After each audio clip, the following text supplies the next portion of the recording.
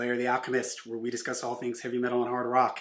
On today's episode, let's discuss the Smashing Pumpkins, Melancholy, and the Infinite Sadness.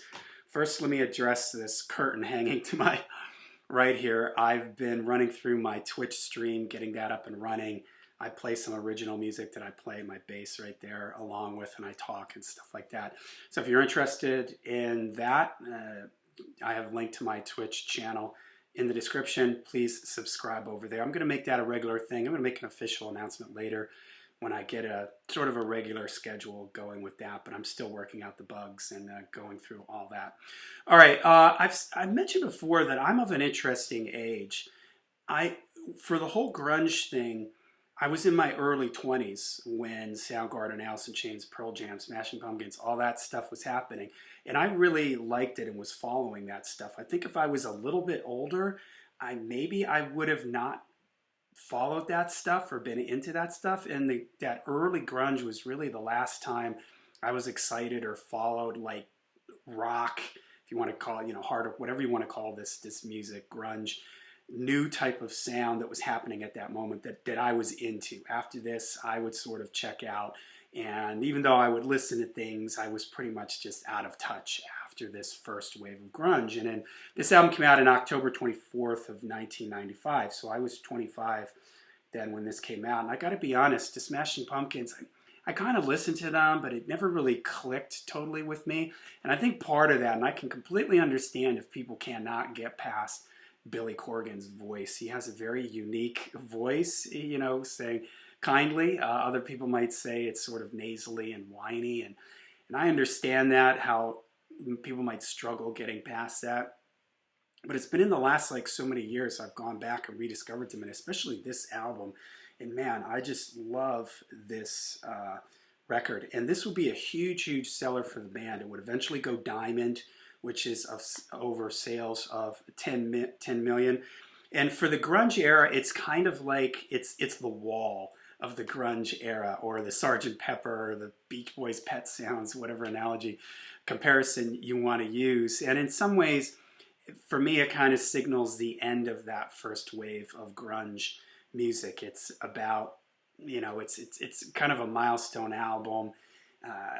You couldn't really do any better than this, and I think really after this point a lot of the bands changed and it just kind of wasn't the same. And then right around 96 is where I started checking out and losing track of all these grunge bands like Pearl Jam and Alice in Chains and stuff like that. Now, even though Billy Corgan's voice is divisive or maybe sometimes hard to get past, I think that his voice works well on the record. And in fact, the guitar player James Iha, I think I'm pronouncing his name right, he sings vocals on one particular song, Take Me Down. And although he has a good voice, if the whole album was like him singing, it wouldn't be the same. It's Billy's voice, his ability to scream, the different tones he gets out of his voice. I think it makes it interesting. The other thing is Billy Corgan, his guitar sound, I absolutely love it. It's very identifiable. When you think of the Smashing Pumpkins, is maybe Billy's voice you think of first, but their guitar sound is right up there with his voice as being really unique. It's this really, I don't know how he does it. It sounds like it's just like multiple amplifiers. It's very saturated, but it's very thick. It's very, very full. I think he has an amazing guitar sound that really shines throughout this record. And when I saw them live, I think I mentioned this, I saw them live with my son just a couple days ago. And his guitar sounded fantastic. I mean, it's just spot on during the show. Jimmy Chamberlain on drums, he's a fantastic drummer, almost very jazz-like at times. He had some great moments at the concert that I saw them, and he has some great moments on here. And then Darcy Retsky on bass. All right, so the album is produced by Alan Moulder, Billy Corgan, and Flood. Apparently they had worked with Butch Vig before this. Butch Vig, famous for doing Nevermind and with Nirvana. They decide to move in a different direction. And the production on this, now this is the original CD that I bought when this came out. The production on this is absolutely fantastic. It is a great, great headphone album. And I've mentioned before how I love headphone albums. Much like The Wall or Dark Side of the Moon or Sgt. Pepper albums you can put on and you're hearing all this stuff going on. And you hear me talk about the loudness wars all the time and lack of dynamic range in recordings. This is a great album, example of an album with tons of dynamic range. There are parts in here that are absolutely whisper quiet, and then there's other parts that are roaring loud, songs that are just like come flying out of the speakers. Like when I listen to this in my car, there's times where these quiet songs, you almost can't hear them. And then all of a sudden the next song kicks in and it's like really loud. So it's very, very dynamic. It's a really great listen. Tons of nice, warm, and it's very, very well produced record. I made a video a while ago about, I forget what I titled it. I'll try to, actually I'm not going to link it because I've changed my opinion on it. It was something like the era with the best produced, best sounding records. And I mentioned the 70s. And in hindsight, I regret picking the 70s because I think this was the golden era of sound production. This like 90 to 95, before the loudness wars kicked in, but modern technology was starting to build up and everything. And this album just, it's so lush, it's so full, you can hear everything, it's nice and warm, all the dynamics and EQ and frequencies, they're all here and they all sound great. It's a concept album of sorts with one side representing day. Yeah, I'm assuming that this is the day side, and then night.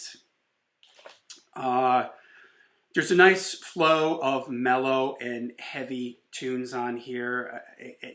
The songs all kind of move nicely into each other. You get a lot of different things going on. Whisper quiet stuff, roaring, loud, noisy type stuff, different sounds, different things. There's a lot of extra musicians on here. Songs that are heavily produced, songs that have almost nothing going on in them. So there's lots of orchestration, lots of different moods and different styles touched on and different instruments used, which makes the album really, really interesting for me. And before I get into the songs, I have to mention too, what a great album cover, and I would love to get this on vinyl. It's not in print.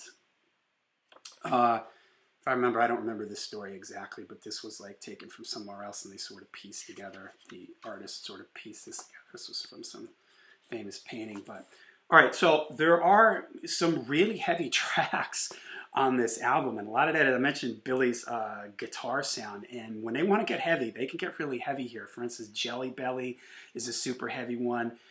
Zero, the song Zero, it's got this dark metal-like main riff to it. Bullet with Butterfly Wings, which was one of the big the lead-off single from this album, and the aggressive vocal delivery and that, like at the end of this song when he's just screaming and the whole band is just kicking, is great.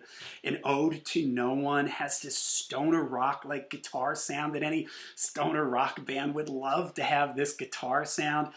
And the Love has a 70s fuzzed out like main riff to it. Sounds like something you might have heard from an early 70s band. Where Boys Fear to Tread has this Black Sabbath like main riff, which is awesome. Bodies, more stoner rock type riffing. It's almost something like you could have pictured Queens of the Stone Age doing. Tales of Scorched Earth, distorted vocals, and almost this like out of control punk like aggression to it. XYU has this slow crushing ending riff that sounds like straight out of like something Electric Wizard would do, or again like a doom metal or a stoner rock band. So it's really interesting how there's some really, really heavy stuff on here, but then it's contrasted really nicely. I say this all the time, and I mentioned this with Black Sabbath. One of the things that makes the early Ozzy era Black Sabbath work so much for me is this contrast between heavy and light, you know, Changes and then Under the Sun. Well, here it's this contrast to these very mellow songs that make the heavier songs sound even heavier. When something is just one thing all the time, it sort of wears you down, but it's this dynamic, these soft, quiet things exploding into these big songs, super dense guitar things to sparse acoustic things that just, it really makes a difference for me. So there's a lot of great mellow, stripped down numbers that often have this sort of floaty, dream pop like vibe to them. The song To Forgive sounds like could have been a Nirvana outtake. I could hear Kurt Cobain singing that one. Take Me Down has that dream pop vibe I mentioned. Other songs with a similar feels like Stumbling, Beautiful, and By Starlight.